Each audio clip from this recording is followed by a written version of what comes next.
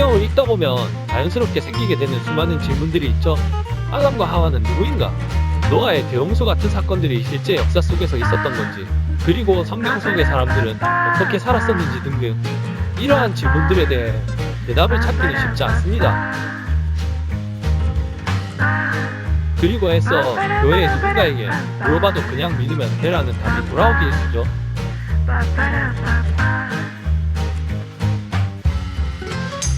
이러한 궁금증을 가진 분들을 위해, 그리고 성경에 대해 좀 더 교양적이고 학문적으로 알고 싶어하는 분들을 위해 준비했습니다.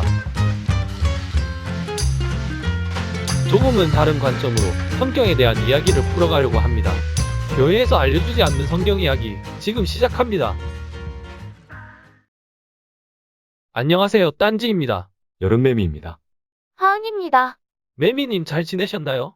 아, 네. 제가 먼저 하려고 했는데 늦었네요. 네, 제가 오늘은 선빵을 알려봤지요. 이게 개인 이야기를 나누는 게 쉽지 않아요. 네, 그럼 말 나온 김에 해보면요. 전 간만에 가라지 청소를 했네요. 가라지요? 그러니까 차고죠. 그런데 말은 차고인데 실제로는 창고예요. 아, 미국에는 집에 차고가 붙어있죠? 네, 실제로 차는 드라이브웨이에 세워두고 차고에 이것저것 막 짐을 늘어놓죠. 짐이 좀 많으셨나 봐요? 네, 여기 산지 오래되다 보니 살림살이가 많아서 정리가 잘 안 되네요. 완전 태초의 혼돈 상태예요. 그럼 청소를 좀 하셨으면 이제 좀 깨끗해졌겠네요? 사실 아직 멀었어요. 이제 바닥이 좀 보이는 정도라고 해야 할까요? 몇 주 더 걸릴 것 같아요. 원래 가라지 바닥은 이사와서 한번 보고 이사를 나갈 때 한번 보는 거라던데 나름 노력하신 거네요. 아, 그런가요? 왠지 좀 위로가 되네요. 하은님은 뭐 하셨어요? 전 영화 봤어요. 무슨 영화요? 미나리요. 아, 요즘 엄청 유명한 영화잖아요. 네, 보면서 매미님 생각이 잠시 났어요. 미국 이민자들 이야기잖아요? 그렇죠. 저도 그 영화 봤는데 예고편은 정말 눈물 날 것처럼 감동이었는데요. 그런데 실제로 보니 뭐랄까 이야기가 갑자기 끊긴 느낌이었어요. 저도 마무리가 좀 아쉬웠는데요. 미나리들을 수확해서 팔아서 돈을 다시 버는 그런 반전 같은 걸 기대했는데요. 의외로 미나리를 수확하는 장면에서 끝나더라고요. 아, 딴지님 방금 스포하신 건가요? 헐, 그런가요? 이거 미나리 영화에서 미나리 캐면서 끝난다는 게 뭐 스포면 스포라고 해야 할까요? 애매하긴 하네요. 그런데 미나리가 진짜 잔잔한 영화잖아요. 완전 물이 흐르는 이야기죠. 이거 지난주부터 물이 흐르는 이야기가 많네요. 사실 미나리 영화에는 무언가 이민자의 삶의 애환이 많이 녹아 있거든요. 예를 들어 미국 교회 가는 것도 그렇고요. 다들 우리 검은 머리에 사람들만 쳐다보잖아요. 그 느낌 직접 당해보면 알아요. 그 검은 머리의 사람들, 수메르인인가요? 그런데 미국 교회 가보셨나요? 네, 오래전에 시골에 있는 작은 미국 교회도 가봤었는데 정말 부담되더라고요. 뭐 아무튼 이 교회 이야기도 그렇고 땅을 가는 것도 그렇고 실제로는 엄청나게 많은 감정과 이야기들이 숨어 있는데요. 제작비 때문인지 너무 빠르게 지나가긴 하더라고요. 그래도 전 신기하던데요. 7, 80년대에 미국에 이민 가신 분들은 저렇게 살으셨구나 하는 생각도 들고요. 하긴 트레일러 집이나 땅에서 물을 찾는 이야기 같은 건 신기하죠? 내 시골에는 물이 귀한가 봐요. 제가 사는 텍사스는요. 땅을 파면 석유가 나오기도 합니다. 헐, 석유요. 그럼 떼부자 되는 거 아니에요? 그건 잘 모르겠는데 석유를 시추하는 장치들이 제가 있는 동네의 여러 곳에 아직도 돌아가고 있어요. 응, 완전 신기합니다. 아무튼 이제 오늘 이야기로 슬슬 들어가 봐야죠. 내 살아가는 이야기도 재밌네요. 그런데 지난번에 이어서 오늘도 이누마 엘릿이 이야기하는 거죠? 네, 오늘은 이누마엘릿이 두 번째 이야기로 세상과 인간의 창조에 대해서 이야기할 거예요. 전 이누마엘리 씨가 창세기 1장 같은 창조의 이야기일 거라 생각했는데요. 생각보다 신들의 전쟁 이야기가 많이 나오더라고요. 맞아요. 지난주까지 한 게 1번 토판부터 4번 토판 끝부분까지 한 거거든요. 그런데 실제로 창조 이야기는 4번 토판 마지막 부분에 조금 나오고 5번 토판에 한 20줄 정도 나오고요. 5번 토판의 나머지 부분들은 유실되었어요. 아, 그럼 실제로 창조의 이야기는 많지 않겠군요. 네, 하지만 인간의 창조 부분은 6번 토판에 등장하는데요. 그래서 오늘은 세상의 창조와 인간의 창조에 대해서 이야기를 좀 해보고요. 또 성경의 창세기 1장과 한번 비교를 해보려고 합니다. 네, 알겠습니다. 그럼 먼저 세상의 창조로 들어가기 전에 짧게 이제까지의 줄거리를 요약해 볼게요. 기억도 되살릴 겸요. 일단 태고의 신 3명이 있었잖아요. 담수의 신 압수와 그의 아내인 염수의 신 티아메트, 그리고 압수의 부하인 수증기의 신 문무요. 네, 기억나요? 이들에게서 많은 신들이 태어났는데 신들이 많아지고 시끄러워지니까 압수가 잠을 잘 수 없어서 싹 쓸어버리려고 했고요. 여기에 엔키 신이 마법을 부려서 압수를 죽이고 문무를 가뒀잖아요. 그런데 여전히 신들이 소란스러우니까 잠을 못 자는 신들이 티아메트를 찾아가서 싸움을 부추겼고요. 네, 저는 사실 이미 여기서 이 이누마 엘리시가 말하고자 하는 바를 알았습니다. 그게 뭐죠? 잠은 잘 자야 한다. 그리고 층간소음은 정말 심각한 문제다. 뭐 이런 거죠. 뭐 신들의 쉼이 사실 중요한데 좀 이따가 이야기해보고요. 아무튼 티아메트는 전쟁을 준비하고 무서운 무기들을 만들어내죠. 여기에 쫄아버린 신들은 엔키의 아들 마루둑을 왕으로 내세우고 그를 보내서 티아메트와 싸우게 했죠. 그리고 티아메트의 입안으로 활을 쏘아서 티아메트를 죽이고 마루둑이 승리했죠. 오늘은 그 뒤로 이어지는 이야기입니다. 네, 엄청 긴 이야기였는데 잘 요약하셨네요.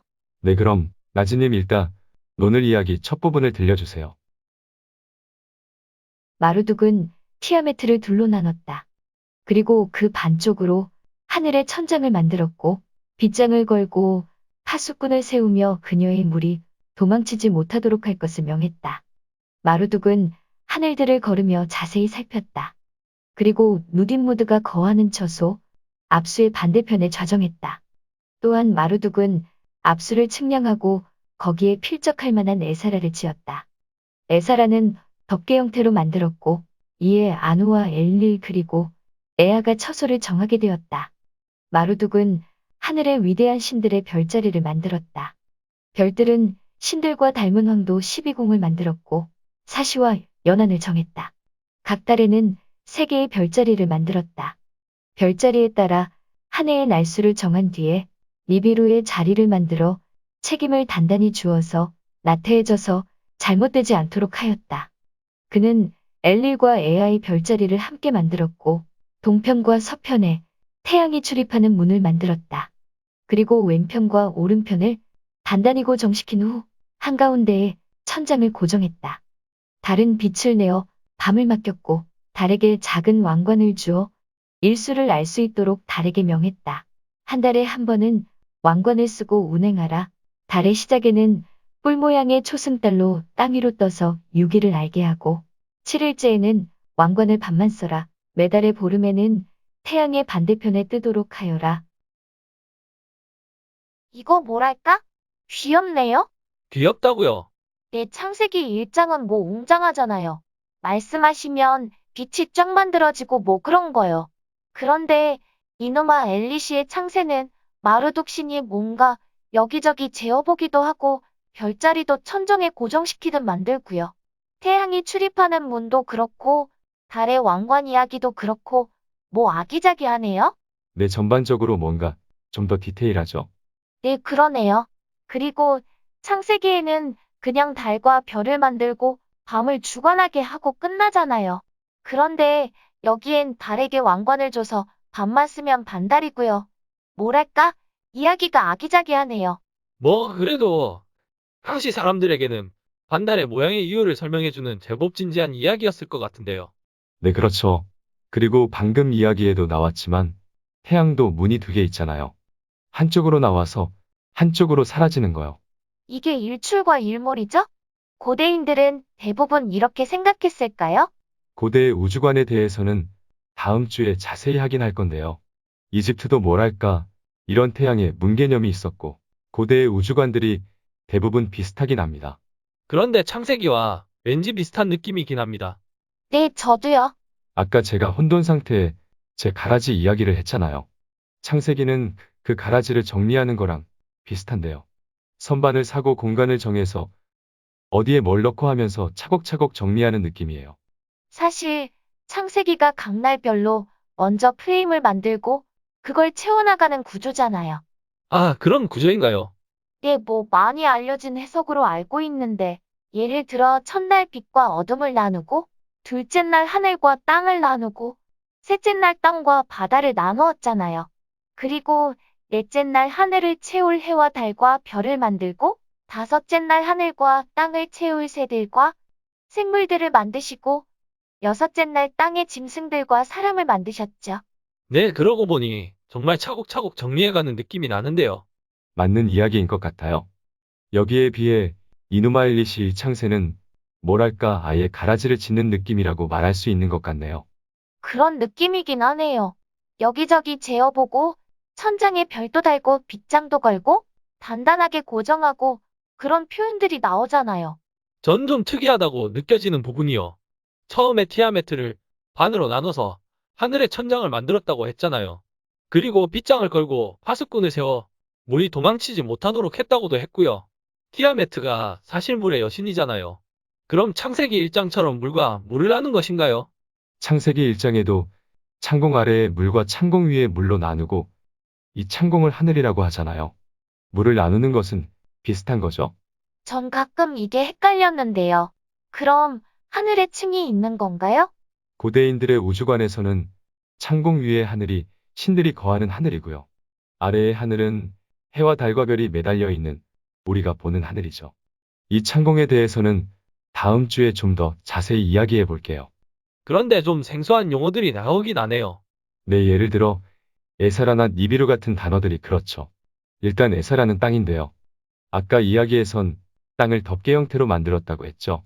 내 덮개라면 뭘 덮는 건가요? 다음 주에 좀 더 이야기하겠지만 일단 오늘은 그냥 둥근 남비에 물을 가득 담고 남비의 뚜껑을 덮는 걸 상상하면 될 것 같아요. 남비 뚜껑이요.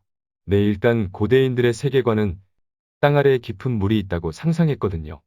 이게 남비에 가득 담긴 물이고 땅은 그 위에 뚜껑처럼 덮여 있는 거죠. 아, 그럼 땅이 물 위에 떠 있는 건가요? 물에 떠 있다고도 생각하기도 하고 기둥들에 의해 받쳐져 있다고도 생각되어졌어요. 마치 고대의 신전들처럼요. 신전의 천장을 기둥이 받치고 있잖아요.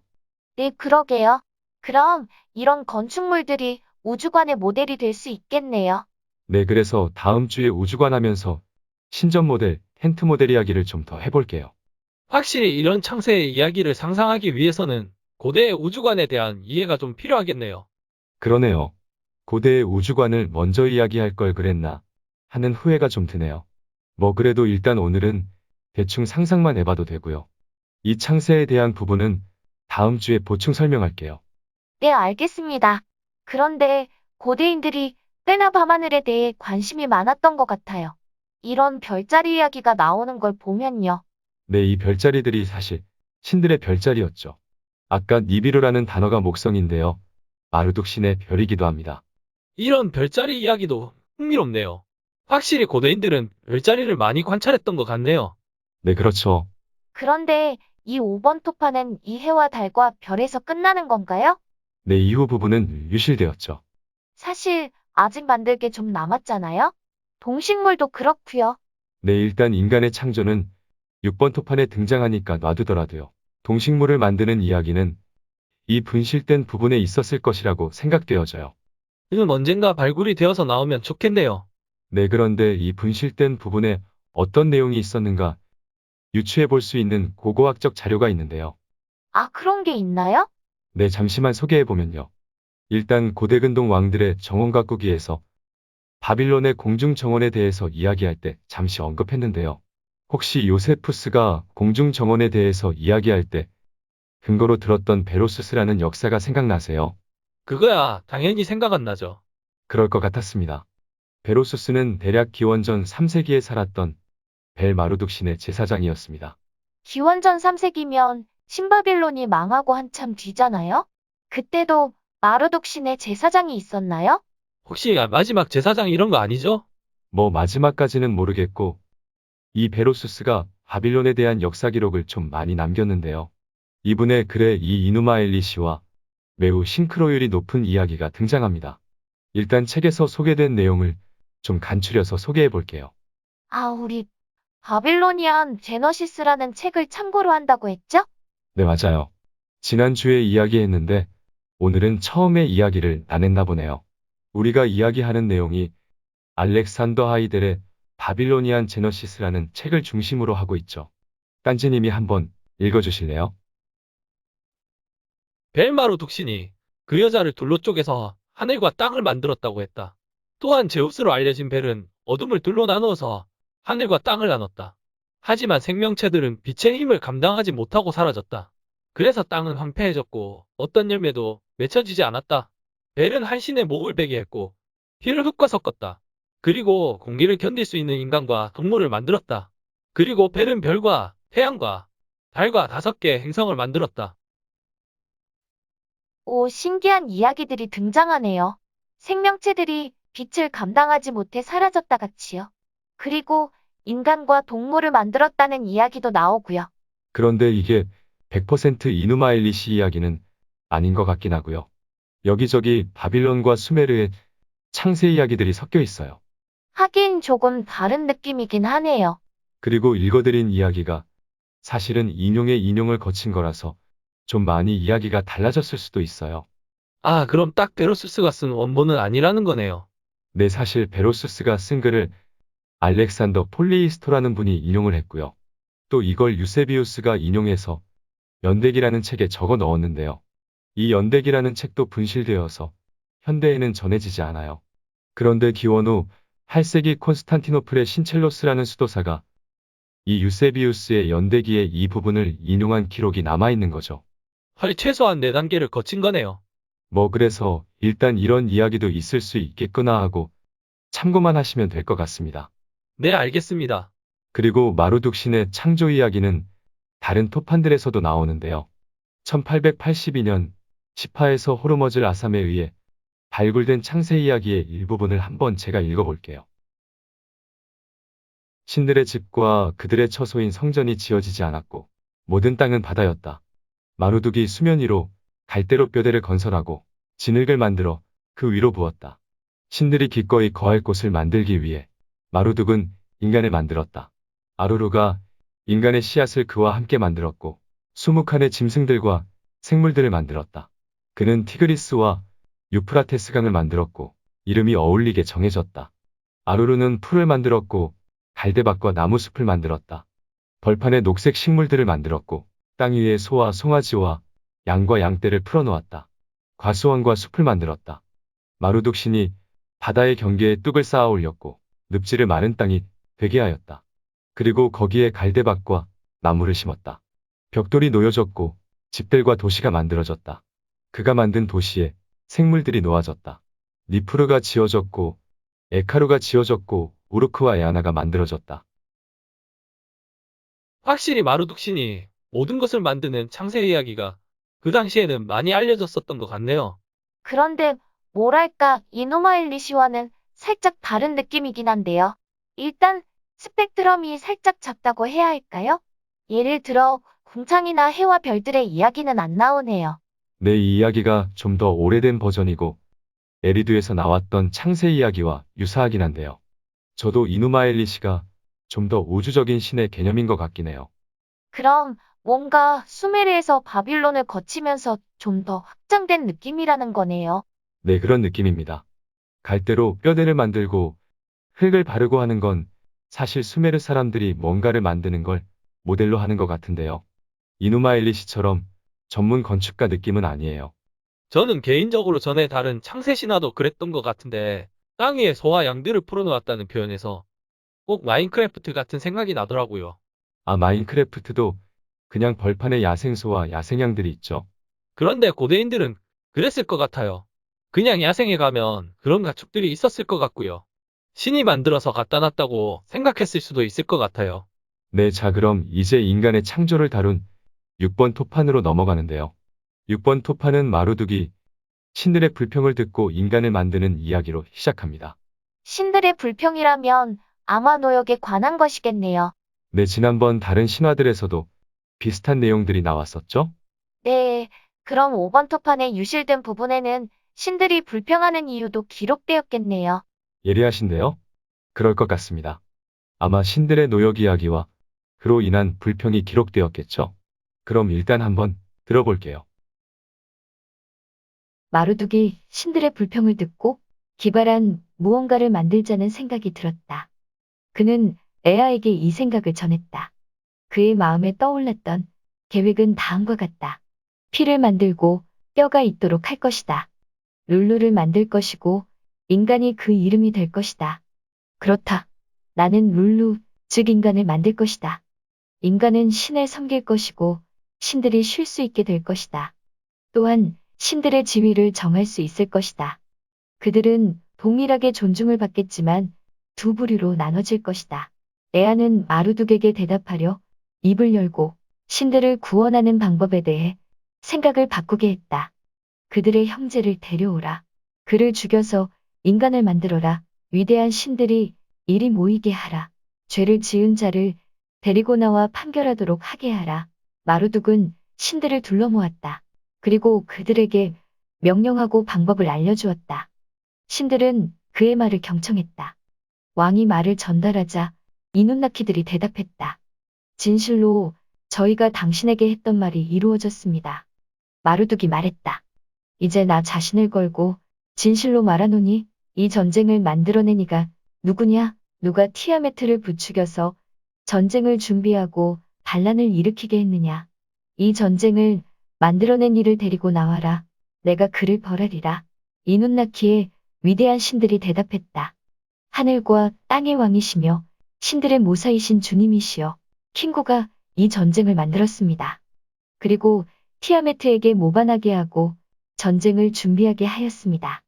신들은 그를 결박하고 붙잡아서 에아의 앞으로 데리고 왔다.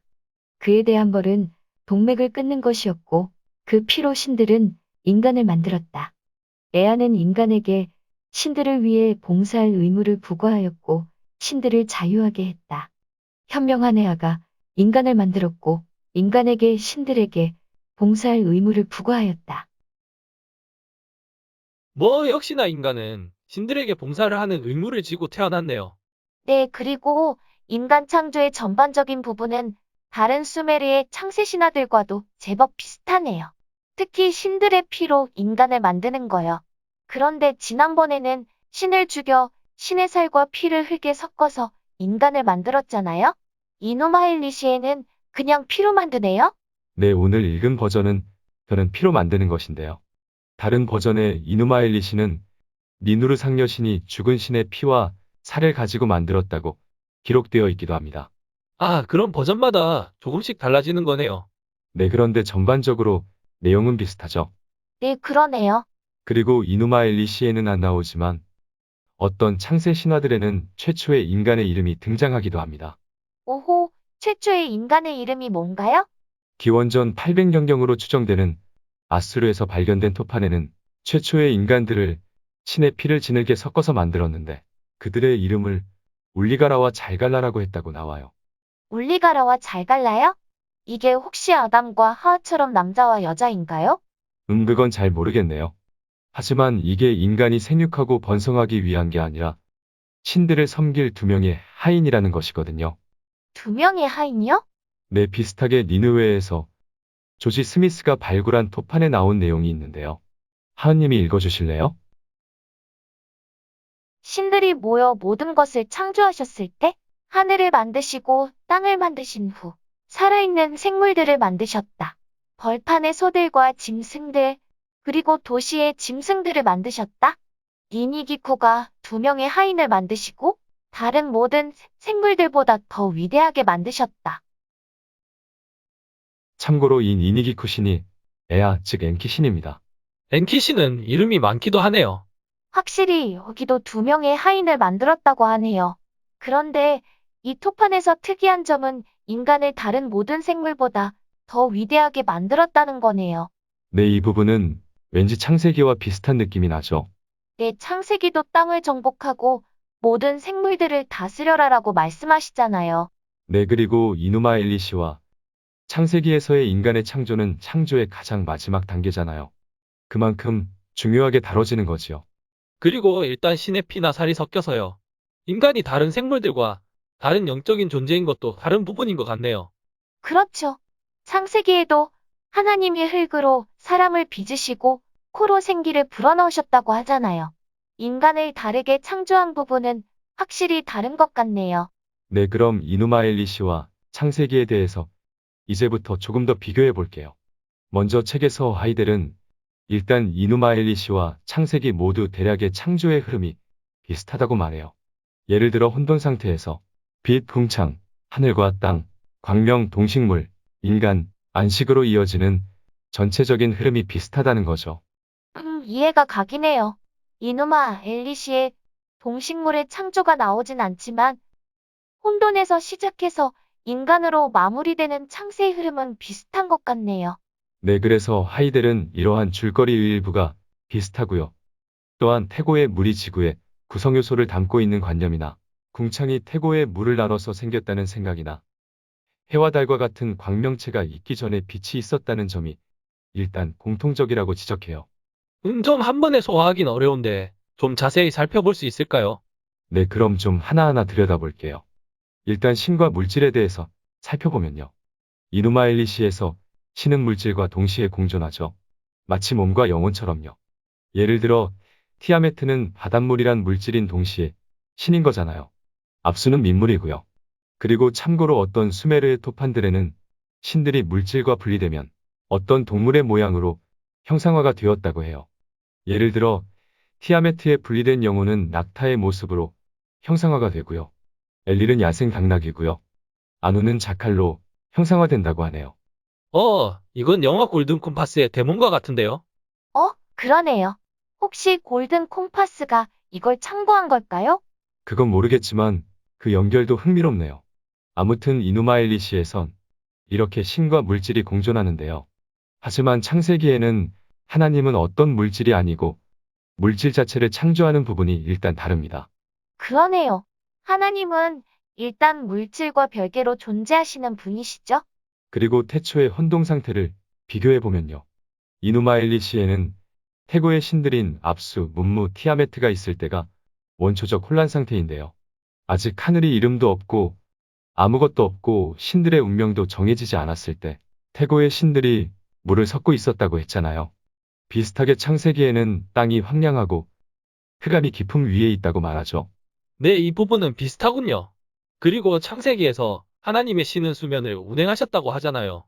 이건 태초의 물로 인한 혼돈 상태 위로 하나님의 신이 움직이시는 걸로 보이네요. 마치 깜깜한 바닷머리를 비행하는 느낌이네요. 그런데 그러다가 갑자기 빛이 있으라 하고 빛을 창조하시잖아요. 네, 창세기에서는 하나님이 이렇게 빛을 창조하셨잖아요. 하지만 이누마 엘리시에서는 신들로부터 빛이 나온다고 해요. 혹시 아까 5번 토판에서 유실된 부분에 대해서요. 베로수스가 식물과 생명체들이 빛의 힘을 감당하지 못해서 사라졌다고 했잖아요. 혹시 이 빛이 신의 빛을 말하는 걸까요? 저도 그럴 것 같아요.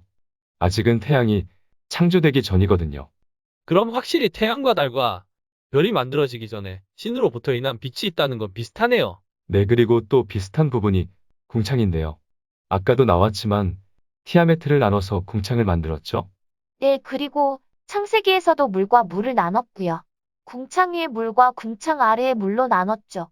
이 궁창 위에 물이 하늘이죠. 네, 맞아요. 궁창은 다음 주에 좀 더 다뤄보고요. 다음은 땅인데요. 일단 창세기에서는 물을 한 곳으로 모아서 바다를 만들고 드러난 무치 땅이 되잖아요. 하지만 이누마 엘리시에서는 물 위에 덮개 모양으로 땅을 덮죠.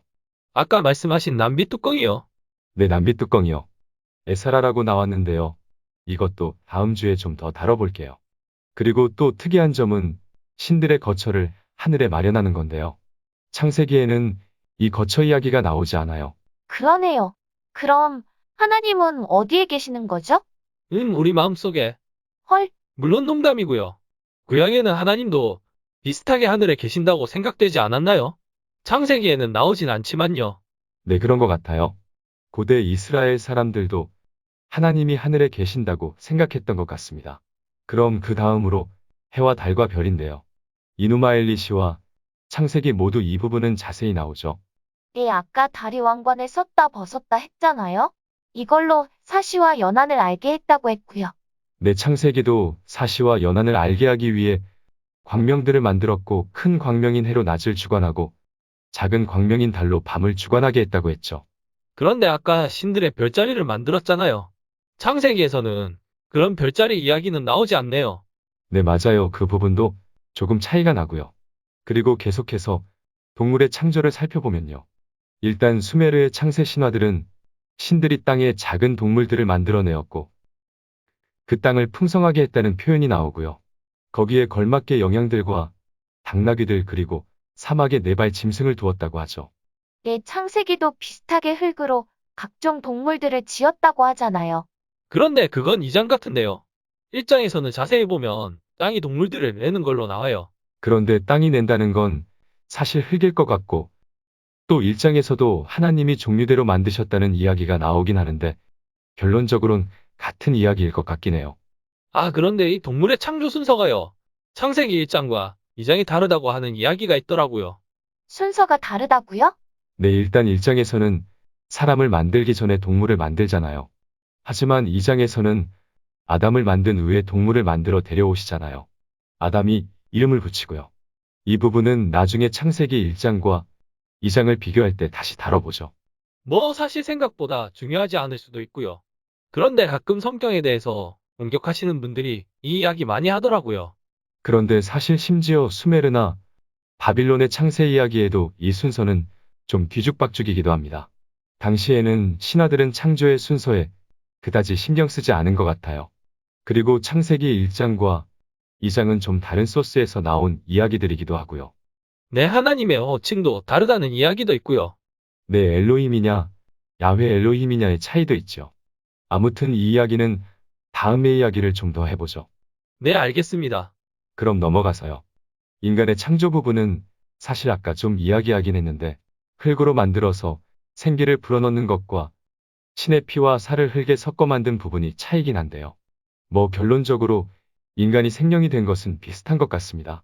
그럼 이제 이누마 엘리시의 마지막 부분인데요. 아, 끝난 게 아니었나요? 인간의 창조 이후에 신들이 잔치를 하는 이야기랑 마르둑을 칭송하는 내용이 남아 있는데요. 좀 너무 길어서 좀 잘라서 이야기해 보려고요. 자, 그럼 마지막 부분입니다. 마루둑은 신들을 하늘에 거하는 신들과 그 아래에 거하는 신들로 나누었다. 하늘의 신들은 아누에게 맡겨 그의 명령을 지키게 했다. 300명의 신들이 하늘을 지켰다. 땅의 신들의 역할도 정해졌다. 하늘과 땅에는 합쳐서 600신들이 거하였다. 이 모든 명령을 행한 후에 하늘과 땅의 아누나키 신들의 각자의 역할이 정해졌다. 아누나키의 신들이 입을 열어서 그들의 주인인 마루둑에게 말했다. 우리를 노역에서 해방시켜주신 주님이시여, 감사의 뜻으로 무엇을 바치리이까? 오라, 우리가 신전이라는 것을 짓자. 이는 밤에 우리가 쉴 처소가 될 것이다. 이제 거기서 휴식을 취하자. 왕좌에 단을 세우고 등을 받치는 의자를 놓자. 신년 행사에 거기에 가서 휴식을 취하자. 마루둑이 이를 듣고 안색이 환해져서 말했다. 좋다. 바빌론이 그곳이 될 것이며 모두 그곳에 만들기를 원할 것이다. 벽돌을 놓고 신전이라고 부르자. 아누나키 신들은 연장들을 만들었다. 첫 해에 그들은 벽돌을 만들었다.